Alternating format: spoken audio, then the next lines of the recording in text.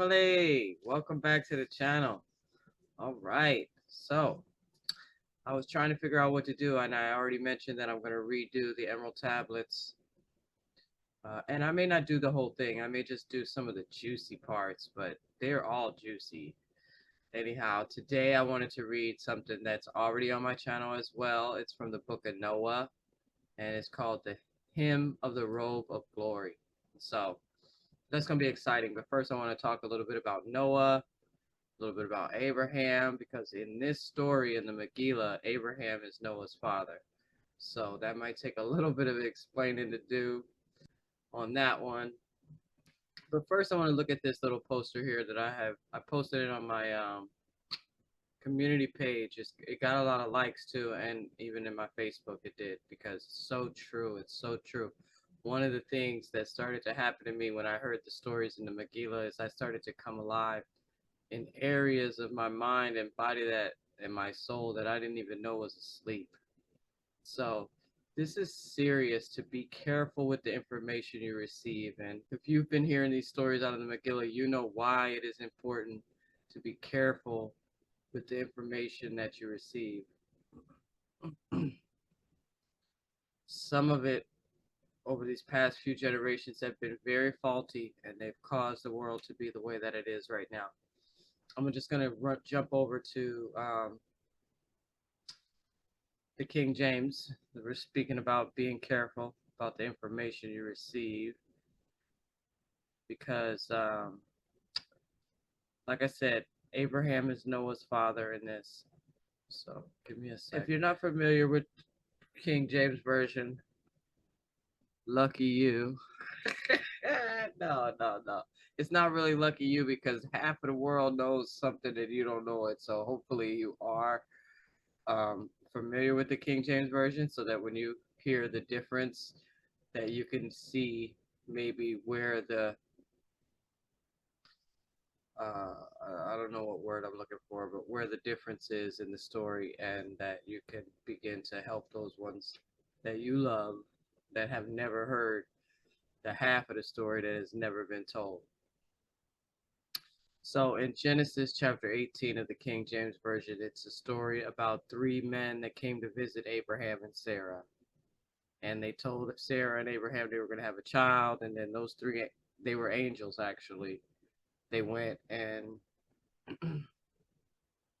that's where we get the story of Sodom and Gomorrah from, is that Abraham and Sarah were visited by some angels. Well, in the Megillah, Abraham and Sarah and Isaac, their son, were the visitors. And so that's extremely different, right? They were the ones who visited Earth. We're going to read a little bit about it in this hymn. They talk about it. And that's when Isaac, from that visit, Prince Isaac, because that's who he was, he asked his mother and father to send him to this world one day so he could help, because he saw the state of the fallen world. Because when Abraham, Sarah, and Isaac came to visit, they were treated poorly. And they said, this world is in need of help. And so Isaac volunteered. And that's what we're going to pick up tonight. Wanted to show you guys that they have some of it online, sacredtext.com, the Hymn of the Robe of Glory. But as I was looking it over, I'm realizing that it's not even close to what we have in the Megillah. The Robe of Glory, the Hymn of the Robe of Glory in the Megillah, was sang by the dove, Jahnah. So this is kind of like when I was a little child and dwelling in the kingdom of my father's house. So there is a dream and everything from Noah. The quest for the pearl is another one I'll do.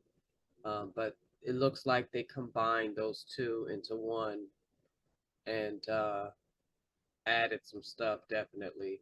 And so I'm not even going to read it. I just want to show you the Hymn of the Robe of Glory, so you know that it does exist outside of the Megillah. And then I'm going to just jump over to the Megillah and start reading, because the reason for these stories being so corrupt, y'all remember this story?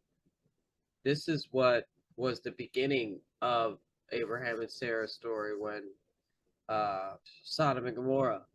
Well, What is it to say if now we're reading in the Megillah and it's telling us that it was Abraham and Sarah and Isaac who came to visit? It wasn't the other way around where they got visited. And this Sodom and Gomorrah story, I hate to say it, but I doubted that it ever even happened. And if it did happen, it surely wasn't the Most High, because Jah and Jalah, they're not into killing at all. Never was, never will be. But the title of this is The Book of Noah, being an account of the incarnation of Isaac as Noah and the banishment of Lucifer from this world.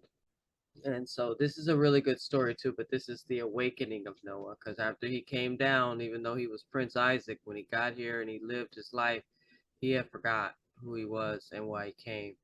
So this is a part of the awakening. It says, yea, still lying on his back by the edge of the cliff where he had fallen asleep and dreamed, Noah awoke to a golden sunrise. Yea, Noah awoke to the sound of a dove singing in his ear. Lo, Noah sat up and opened his eyes and ears, and behold, the dove sang him a song, and this is the song she sang. In the house of Jahnah, the mother Ovum, are countless world chains, each of 7 heavens. The 7th heaven of each world chain is a hidden chamber, within a blazing star. Above this earth is a star called the sun. Its hidden chamber is a spiritual core, not of fire, not of heat, but of celestial light, is the spiritual core within the body of the sun. Behold, a celestial realm of love and delight beyond comprehension of mortal mind. Bet Hashifa, house of influx, crown of this world chain, the 7th heaven. Home of the holy cherubim, those of Shekiel Mutfla, servants of Jajan Elohim, wearing robes of light. From heaven most high, abode of Jah and Jalah, into the 7th heaven flows the river of light, the Nahara Nihara, Jah's river of light. It enters the 7th heaven and the crowns of all therein. Shekiel Shifa Nivadal makes the cherubim glow, and from their shimmering crowns they stream light below, into the crown of each creature in each world below. From the 7th heaven the Nahara Nihara does flow. Behold, the 7th heaven and the cherubim within, ruled by Abraham and Sa-Ara, placed there by Elohim. Abraham and Sa-Ara, cherubim, king and queen, give birth to a baby. Isaac was his name. Abraham and Sa-Ara crowned Prince Isaac by their side, visited the world called Earth, over which they preside. Disguised as humans they were, and treated poorly indeed. Of angelic help they saw this world was in need. A garden of Eden this world once was, first home of first heaven, bed of Adam and Eve's love. But Lucifer attacked, and first heaven was raised. Now Elohim and cherubim this world worked to save. Prince Isaac was moved by compassion to say, Mother, Father, please send me to this poor world someday. Then to the Nazarenes assembled, Abraham and Sarah prophesied, a promise they made of a great sacrifice, a sacrifice profound of their firstborn son, crowned Prince Isaac to this world would come. A day in the future when darkness reigns, a day of despair when hope seems vain. The Nazarene remnant, battered, nearly extinct, Luciferian experiments, bringing mankind to the brink. The great sacrifice of Isaac is made, his cherubim body aside has been laid. Yea, in 7th heaven the robe of light lain, a robe immortal, without spot, without stain. Yea, the glorious robe of immortal light, the royal garment of cherubim delight, the robe of royal cherubim prince, exchanged for a robe mortal and dense. On a beam of sunlight to the world called earth, the crown prince came to take human birth. Abraham and Sarah, an earthly body, prepared for the soul of Isaac, whose sacrifice they shared. For they gave earth their firstborn son, who in forgetfulness the immortal ways may shun.